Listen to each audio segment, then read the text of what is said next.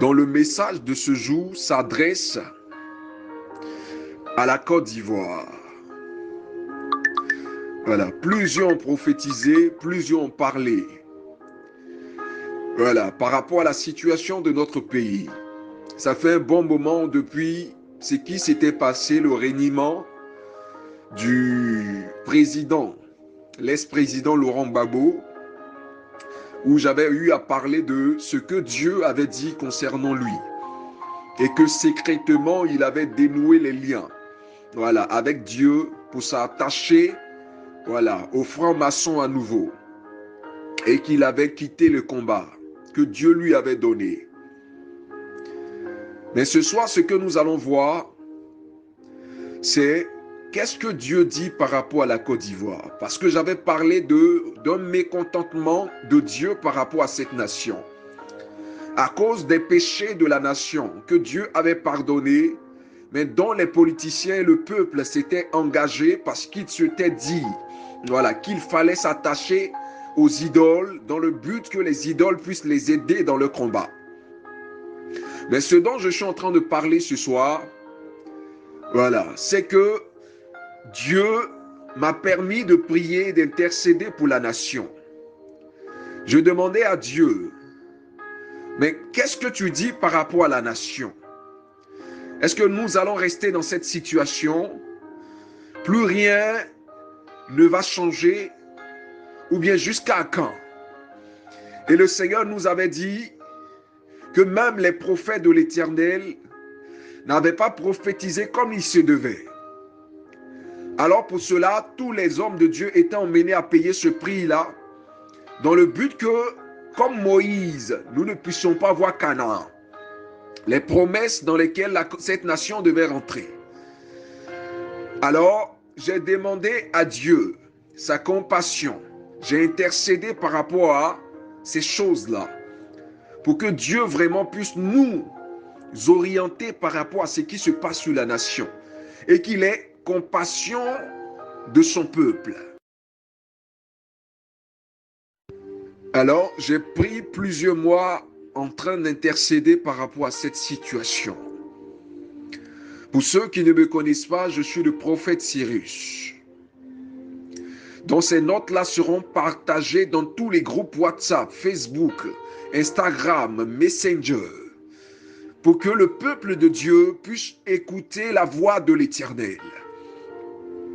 Je suis le prophète qui avait prophétisé durant les élections et même avant les élections, des choses qui ont eu des accomplissements partout dans le monde.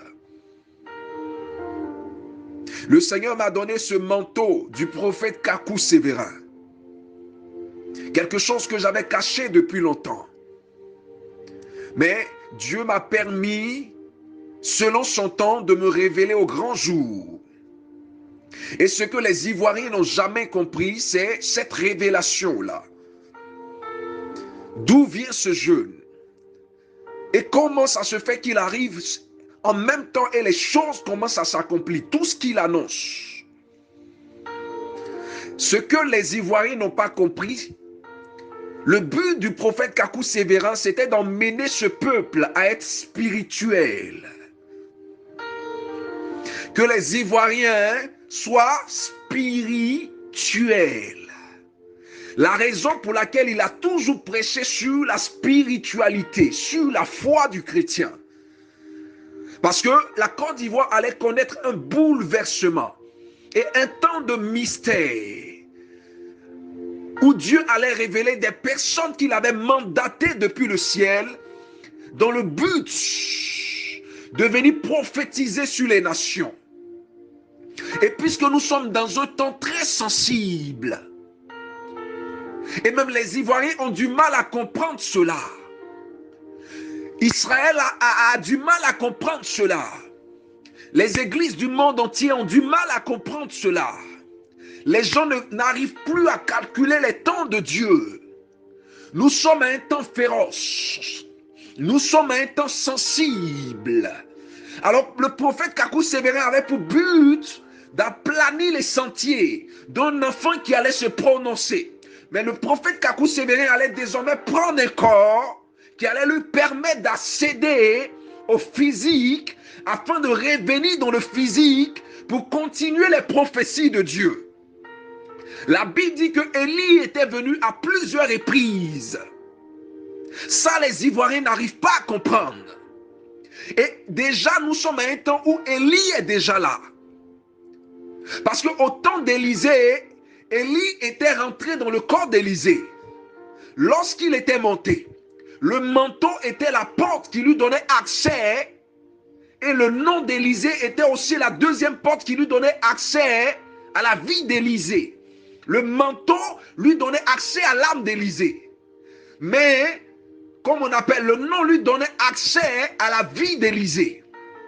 Alors donc, Élie devait suivre depuis le temps d'Élisée jusqu'à Jean-Baptiste. Alors comme Jean-Baptiste était parti, Jésus va ramener Élie. Puisque Élie était en Jean-Baptiste. Donc qu'est-ce qui va se passer? Voici ce que l'Éternel m'a dit. Il est temps que cette nation et que l'Église soit spirituelle. Parce que les gens jouent avec ces choses. Nous sommes dans les derniers temps. Il nous reste seulement 2 trompettes qui doivent sonner. Donc l'Église a pour but de calculer les temps.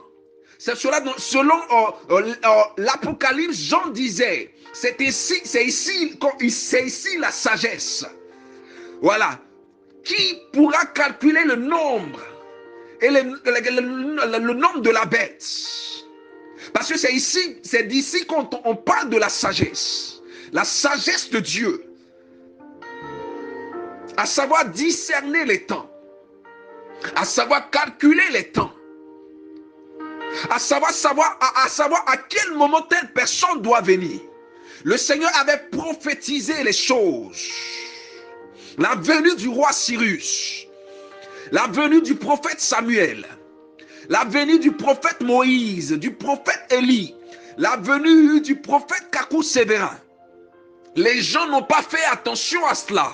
Et plusieurs même avaient prophétisé un successeur du prophète Kakou, un successeur du prophète Kakou. Mais cela n'est pas mon enseignement ce soir. Mais je veux revenir par l'Esprit de Dieu, rappeler à l'Église ivoirienne de commencer à prendre conscience, de commencer à retourner à la spiritualité.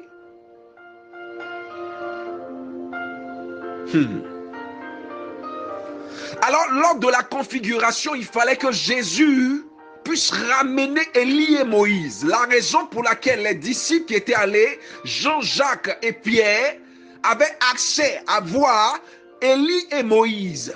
Parce qu'il fallait qu'ils reviennent sur terre. Et c'est depuis lors qu'ils sont restés sur terre.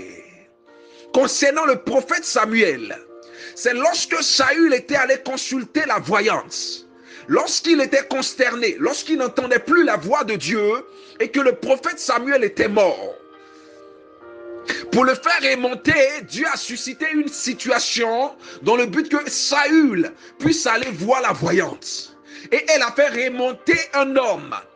Et la femme lui a dit, Saül a demandé, c'est qui tu vois? Elle dit, je vois un Dieu.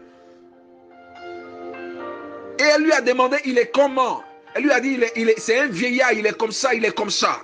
C'est là Saül lui a dit, c'est Samuel. C'est depuis lors que Samuel est resté sur terre. Élisée, après sa mort, voici l'histoire du prophète Kakou Sévérin. Dans le livre de 2 rois. Qu'est-ce qui s'est passé? On dit, après la mort d'Élisée, on partait enterrer un mort. Et c'était un jeune homme qui partait se faire enterrer.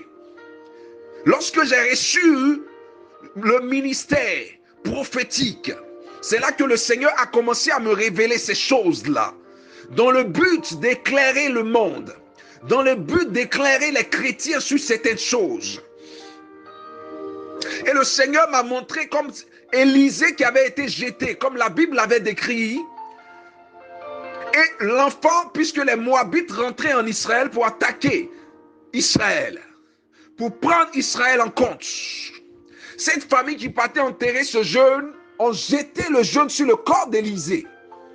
Quand ils ont jeté le jeune sur le corps d'Élisée, c'est à partir de ce jour-là que la Bible dit l'onction qui était dans la vie d'Élisée a touché le corps de ce jeune. Automatiquement que le corps du jeune a touché le corps d'Élisée, le corps de ce jeune homme a repris vie. Les gens n'ont pas compris cette histoire. Le mystère, c'était quoi? Je vous le décris. L'onction, la vie qui était en Élisée a désormais été restituée, puisque Élie devait prendre un autre corps. Donc il fallait que Élie attende le bon moment afin de se réveiller lors de la configuration, lui et Moïse. Mais là, la prophétie qui concernait Kakou Sévérin était là. C'est-à-dire il fallait qu'un autre esprit puisse rentrer dans le corps du petit par rapport à ce mystère-là. Donc c'est à partir de là. Donc ce qui veut dire, c'est le jour Kakou Sévérin est mort, ici en Côte d'Ivoire, que l'esprit a été renouvelé et transféré dans le corps d'un jeune. J'aimerais que les Ivoiriens soient un peu attentifs à cela. J'aimerais que vous écoutez un peu l'Esprit de Dieu. J'aimerais que vous soyez un peu spirituel, s'il vous plaît. J'aimerais que vous écoutiez un peu la voix de Jésus-Christ de Nazareth, ce Dieu véritable qui vous parle. Il est temps que les Ivoiriens soient un peu spirituels. Je dis, soyez un peu spirituels. Sinon, vous risquez de louper les mystères des derniers temps. Cette nation a été choisie de Dieu. Et Dieu veut faire de grandes choses avec cette nation. C'est pour cela, le Seigneur n'a jamais voulu que ce peuple vive n'importe comment. Tout le monde peut vivre n'importe comment. Mais pas le Congo. Mais pas la Côte d'Ivoire. Mais pas le Rwanda. Mais pas l'Israël. Parce que ces nations ont été mandatées dans le but d'accomplir la puissance et la souveraineté de Dieu sur terre. L'obraza kanda yababruns. Karabayant. Baba, je sens l'onction. Merci Saint-Esprit. Merci Père d'être présent au milieu de ce temps. Merci de m'accompagner en tout le temps. Tu n'envoies pas tes anges, mais toi-même, tu viens pour me soutenir, Seigneur. Car tu sais que tout ce que je dis et tout ce que j'ai dit depuis le début est vrai. C'est toi qui m'as envoyé. Et je viens pour parler à cette nation. La Côte d'Ivoire. C'est pour cela que cette nation doit être spirituelle. Parce que Dieu veut créer un réveil puissant au milieu de cette nation. Dieu veut créer un réveil puissant dans la vie des jeunes, dans la vie des femmes. Et même les gens qui seront en train d'écouter ces notes, les personnes qui étaient des appelés pour les derniers temps, ils vont sentir une onction pas possible sur les têtes. Les gens vont jamais, ils vont jamais comprendre ce qui est en train de se passer. Une onction qu'ils n'ont jamais ressentie en écoutant une simple note vocale. Voici, Dieu vous a choisi. Dieu a suscité dans cette nation une nouvelle génération afin de porter le flambeau. Libro Shakanda Laban. Des jeunes qui sont revêtus de l'onction de Dieu.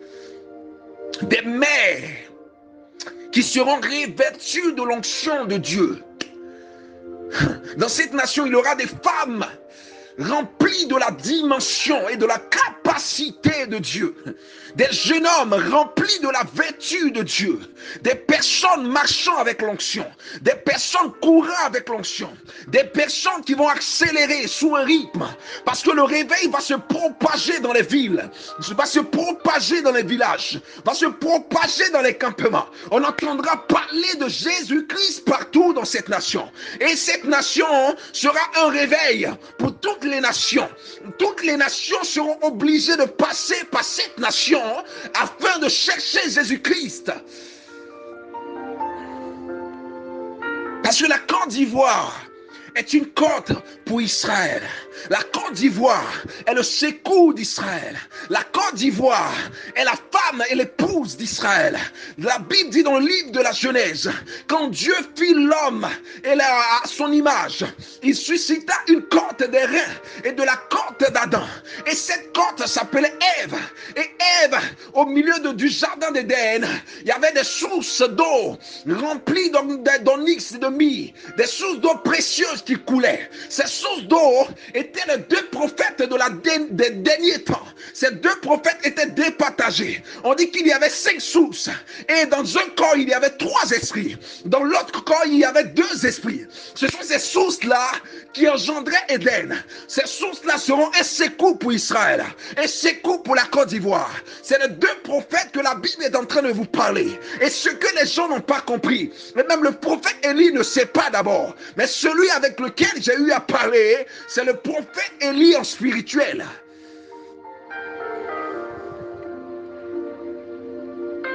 Ils ont été mandatés pour la fin des temps, dans le but d'apporter une orientation à cette nation. Les gens n'ont pas compris ce jeûne. Les gens n'ont pas compris ce jeûne qui est venu et qui a commencé à prophétiser. Des choses aujourd'hui prophétisaient. Le lendemain, ça arrivait. Et aujourd'hui, il prophétisait. Le lendemain, ça arrivait. Même ses amis ne l'ont pas compris. Même ses sœurs ne l'ont pas compris. Nul ne pouvait savoir que Jésus était né dans une famille qui ne savait même pas qui il était. Personne ne pouvait s'en rendre compte. Même sa mère Marie avait perdu la vision de la destinée, en oubliant que Jésus était le Fils de Dieu, descendu dans le ciel pour apporter un secours à Israël. Cette nation est une nation choisie de Dieu. Cette nation est une nation prédestinée par Dieu. La raison pour laquelle ces Ivoiriens doivent être concrets, ils doivent être sincères, les Ivoiriens doivent être spirituels. Il faut un peu de spiritualité, frère. Il faut un peu de concentration, frère.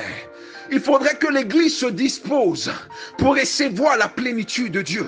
Il faudrait que l'Église se dispose pour recevoir le manteau de Dieu. Il faudrait que l'Église se dispose pour recevoir la puissance du Saint-Esprit. Parce que la Bible dit, la gloire de la dernière maison sera plus grande que celle de la première. Nous entrons dans un temps très sensible où les Ivoiriens doivent prendre conscience. L'Église doit prendre conscience.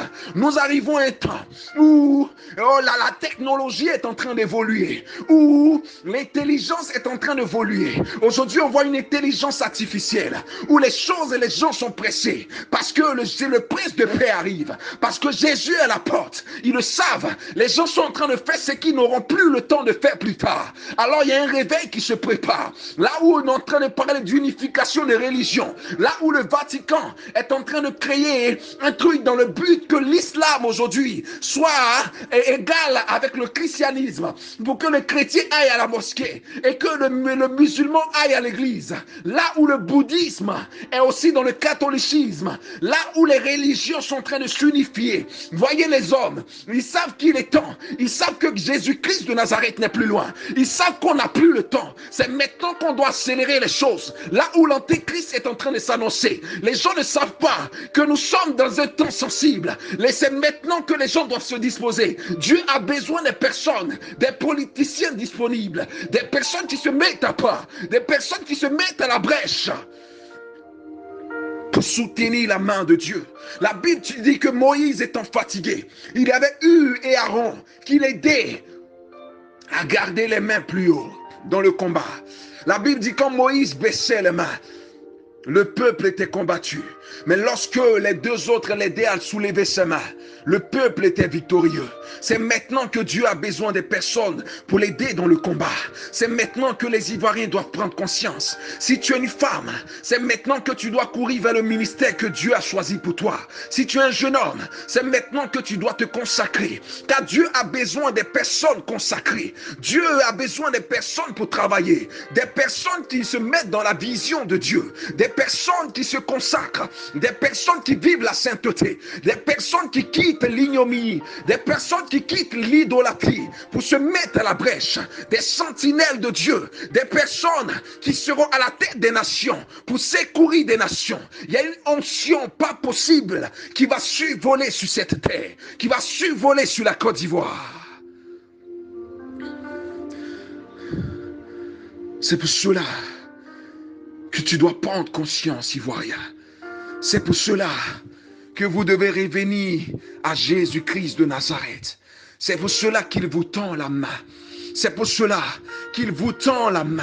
Il continue encore de prophétiser. Les prophètes meurent, ils reviennent. Les gens ne comprennent pas.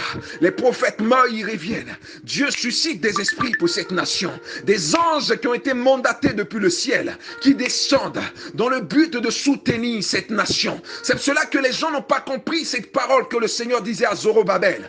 Ce n'est ni par la puissance, ni par la force, mais par mon esprit. Non, c'est ce que le Seigneur voulait dire. C'était pas que l'Église allait être secourue par la main d'une personne, ou par la puissance ou la force d'un homme, mais par la force d'un esprit. Des esprits qu'il allait mandater à la fin des temps pour secourir l'Église. Des esprits qu'il allait mandater à la fin des temps pour choisir l'Église, pour conduire l'Église, pour orienter l'Église. Là, c'est la raison pour laquelle, dans le livre de Zacharie, après avoir dit ce mot, il a commencé à révéler à Zacharie la révélation des 7 yeux qui sont les 7 yeux de l'Éternel, qui parcourent toute la terre. C'était les yeux des prophètes. Les yeux des prophètes. En un esprit, il y a 3. En une personne, il y a 3 esprits. En une autre personne, il y a 2 esprits. Ça fait 5.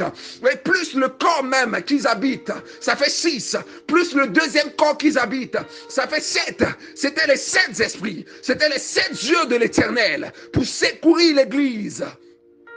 La raison pour laquelle il dit, ce n'est ni par la puissance, ni par la force, mais par mon esprit. Et vous allez remarquer dans ce verset-là, il écrit mon esprit avec un petit e.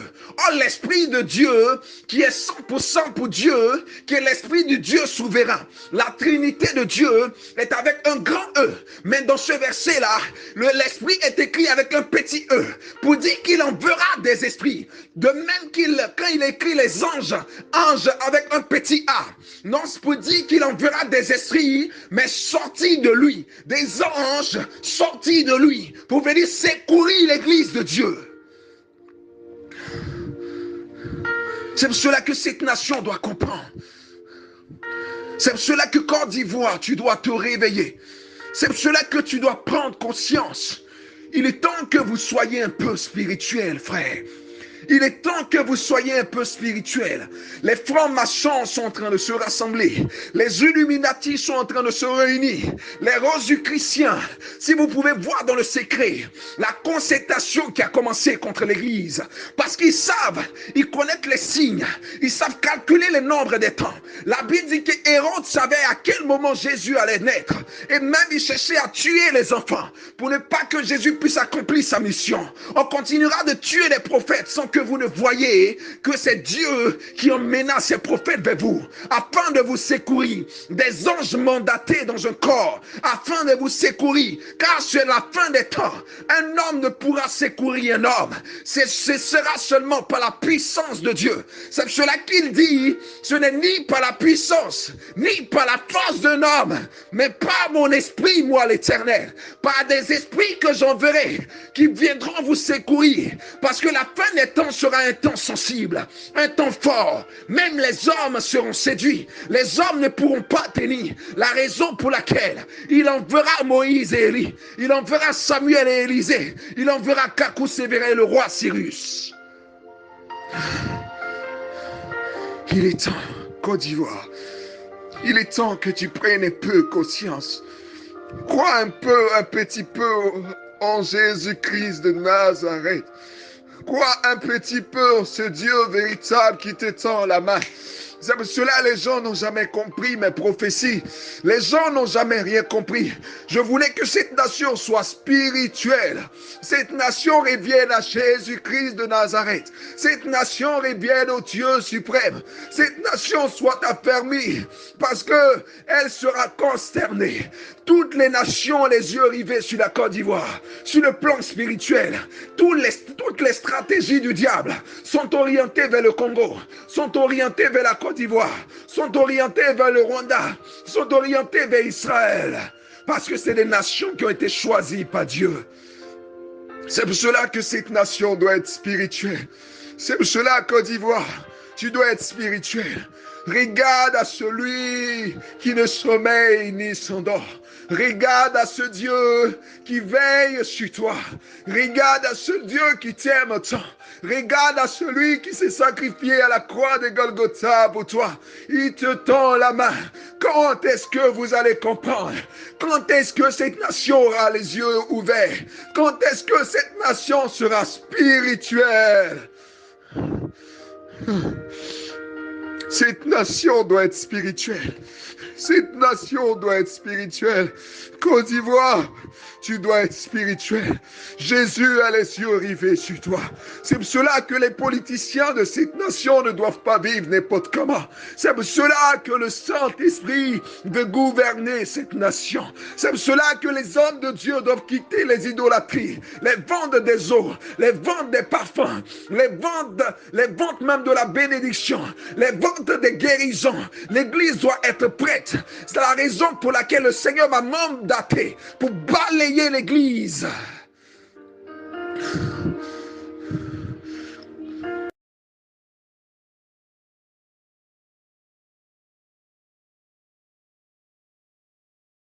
Et tant que cette nation retourne à Jésus-Christ de Nazareth,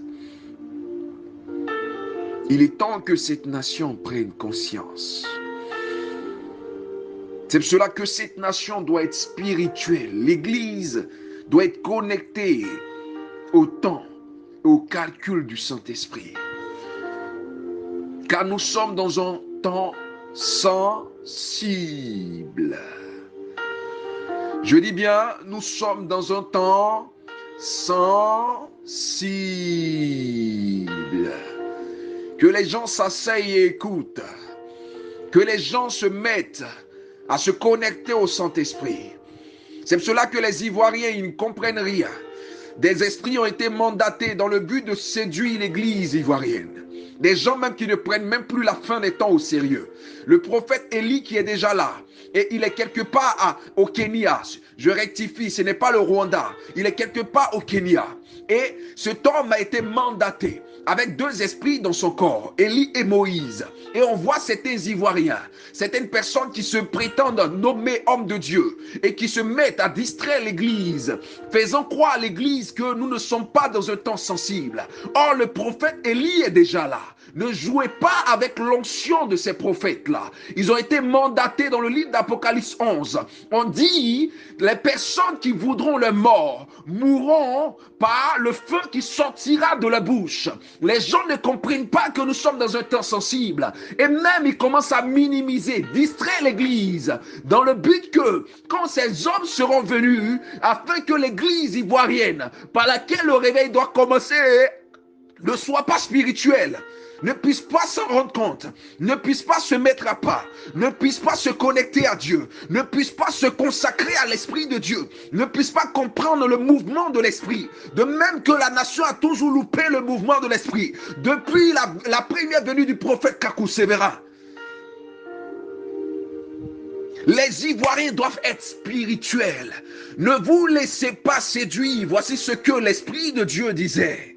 Nous sommes dans un temps sensible. Il est temps que l'Église se connecte à l'Esprit de Dieu. Il est temps que l'Église prenne conscience. Parce que de nombreux séducteurs sont venus dans cette nation, dans le but de contrarier le plan de Dieu, comme Hérode. Hérode était déjà là avant que Jésus ne vienne, parce qu'il était venu dans le but de contrecarrer la venue de Jésus-Christ. Et ces hommes sont là pour séduire l'Église sur les réseaux sociaux. Et l'Église aussi les accompagne. Il est temps que vous preniez conscience. Il est temps que vous retournez à l'évangile vrai. Il est temps que vous reveniez à Jésus-Christ de Nazareth. Mon Père, celui qui m'a envoyé, celui qui m'a mandaté. Et ce que je vous dis est vrai. Nul ne peut enseigner que ce qu'il a appris de son Père. C'est ce que j'ai appris de mon Père que je vous enseigne. Le roi des rois, le Seigneur des seigneurs, le Dieu véritable, l'alpha, l'oméga. Ça est son nom. L'obra shakalayabad. Libo salabababa. Il est puissant, notre Jésus. Il est glorieux, notre Jésus. Qui peut s'égaler à lui? Nul ne peut dire qu'il n'existe pas sans voir la main de Dieu dans sa vie. Nul ne peut dire que Jésus n'existe pas sans que Dieu ne puisse se révéler à lui. Nul ne peut contester qu'il n'est pas Dieu. Il est Dieu, il est saint, et j'ai vu sa puissance. Oui, dans les cieux, j'ai vu sa puissance. J'ai vu la puissance de mon Père.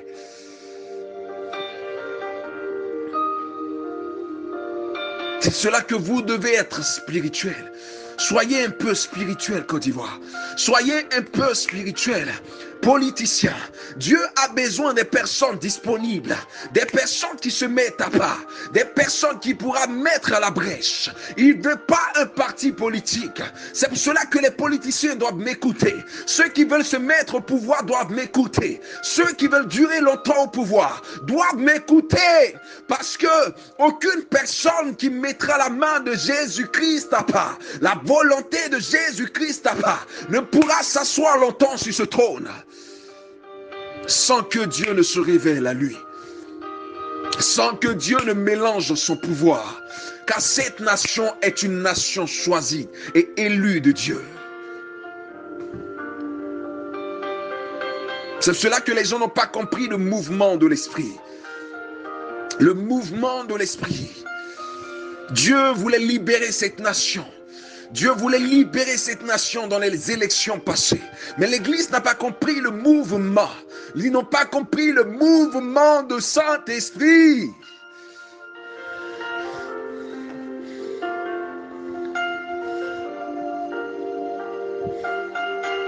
Je viens maintenant pour parler à cette nation. Que vous croyez ou pas, la main de celui qui m'a envoyé, par lequel j'ai toujours prophétisé et prédit tout ce qui devait arriver.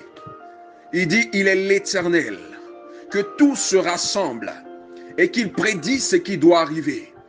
Que dans cette nation, celui qui dit qu'il est prophète de l'Éternel prédit ce qu'il doit arriver et que cela se concrétise. C'est les signes qui prouvent que Dieu m'a envoyé dans cette nation. Toutes les prophéties ont été réalisées sans que les gens ne comprennent qui était cet enfant. Je viens en moi-même, en qualité de prophète, envoyé de l'Éternel, celui qui avait prophétisé le reniement du président Laurent Gbagbo par l'Éternel les armées. Je viens encore pour vous parler par le biais de l'Éternel des armées. Ainsi parle l'Éternel des armées. Je viens pour délivrer cette nation. Je viens pour secourir cette nation. Je viens pour sauver cette nation. J'ai entendu le pleur, j'ai entendu le cri, mais ils n'ont pas été dignes de mon secours. La raison pour laquelle je les ai livrés entre les mains du roi Nebuchadnezzar. Ils n'ont pas compris le mouvement de l'Esprit de Dieu. Ainsi parle l'Éternel. Je viens au secours de mon peuple. Je viens secourir cette nation. Je viens secourir cette nation à cause de mon nom. Mon nom est l'Éternel des armées. Le Dieu d'Abraham, d'Isaac et de Jacob. Le Dieu incomparable. Nul ne peut s'égaler à ma face. Nul ne peut se mesurer à moi. Rien n'arrive sans que je ne le veuille. Tout ce qui arrive sont des choses que j'ai prévues par ma main. Et je viens pour secourir cette nation. Je viens pour secourir cette nation à cause de mon nom. Ainsi parle l'Éternel. Voici le livre que le Seigneur m'a donné par rapport à la libération de cette nation. Et je vous parlerai tout à l'heure de la vision qu'il m'a montrée. C'est moi qui avais prédit tout ce qui allait arriver. Et je viens encore dans le but de prédire les choses que Dieu m'a inspirées. Depuis longtemps, je suis resté dans le secret parce que le Seigneur ne me permettait pas de parler. Voici la parole de l'Éternel. Dans le livre de Michée chapitre 2. Malheur à ceux qui méditent l'iniquité et qui forgent le mal sur le couche. Au point du jour, ils l'exécutent quand ils ont le pouvoir en main. Ils convoitent des champs et ils s'en emparent des maisons et ils les enlèvent. Ils portent le violon sur l'homme et sur sa maison, sur l'homme et sur son héritage. C'est pourquoi ainsi parle l'Éternel. Voici, je médite contre cette race un malheur. Vous n'en préserverez pas vos coups, et vous ne marcherez pas la tête levée, car ces temps seront mauvais. En ce jour-là, on fera de vous un sujet de sarcasme. On poussera des cris lamentables. On dira, nous sommes entièrement dévastés. Il donne à d'autres la part de mon peuple. Et quoi? Il me l'enlève. Il distribue nos champs à l'ennemi. C'est pourquoi tu n'auras personne qui étende le cordeau sur un lot dans l'assemblée de l'Éternel. Ne prophétisez pas, disent-ils, qu'on ne prophétise pas de telles choses. Les invectives n'ont point de fin. Oses-tu parler ainsi, maison de Jacob? L'Éternel est-il prompt à s'irriter? Est-ce là sa manière d'agir? Mes paroles ne sont-elles pas favorables à celui qui marche avec droiture? Depuis longtemps, on traite mon peuple en ennemi. Vous enlevez le manteau de dessus, les vêtements, de ceux qui passent avec sécurité en revenant de la guerre. Vous chassez de leur maison chérie les femmes de mon peuple. Vous ôtez pour toujours ma parure à leurs enfants. Levez-vous, marchez, car ce n'est point ici un lieu de repos. À cause de la souillure, il y aura des douleurs violentes. Si un homme court après le vent et débite des mensonges, je vais te prophétiser sur le vin, sur les boissons fortes. Ça sera pour ce peuple un prophète. Je te rassemblerai tout entier, ô Jacob.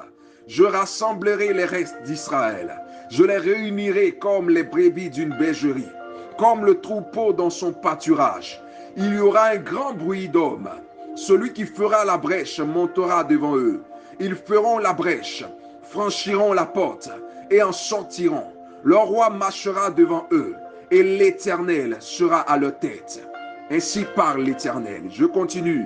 Michée 3. Je dis, écoutez, chef de Jacob et prince de la maison d'Israël, n'est-ce pas à vous de connaître la justice? Vous haïssez le bien et vous aimez le mal. Vous leur arrachez la peau et la chair de dessus les os. Il dévore la chair de mon peuple, lui arrache la peau et lui brise les os. Ils mettent en pièces comme ceux qu'on cuit dans un pot, comme de la viande dans une chaudière. Alors ils crieront vers l'Éternel, mais il ne leur répondra pas. Il leur cachera sa face. En ce temps-là, parce qu'ils ont fait de mauvaises actions, ainsi parle l'Éternel, sur les prophètes qui égarent mon peuple, qui annoncent la paix sur leurs dents, ont quelque chose à mordre et qui publient la guerre si on ne leur met rien dans la bouche. À cause de cela, vous aurez la nuit et plus de visions. Vous aurez les ténèbres et plus d'oracles. Le soleil se couchera sur ses prophètes. Le jour s'obscurcira sur eux. Les voyants seront confus. Les devins rougiront. Tous se couvriront la barbe. Car Dieu ne répondra pas. Mais moi, je suis rempli de force, de l'esprit de l'Éternel. Je suis rempli de justice et de vigueur pour faire connaître à Jacob son crime et à Israël son péché. Écoutez donc ceci, chef de la maison de Jacob et prince de la maison d'Israël, vous qui avez en horreur la justice et qui pervertissez tout ce qui est droit, vous qui bâtissez Sion avec le sang et Jérusalem avec l'iniquité. Ces chefs jugent pour des présents, ces sacrificateurs enseignent pour un salaire, et ces prophètes prédisent pour de l'argent. Et ils osent s'appuyer sur l'Éternel. Ils disent, l'Éternel n'est-il pas au milieu de nous? Le malheur ne nous atteindra pas.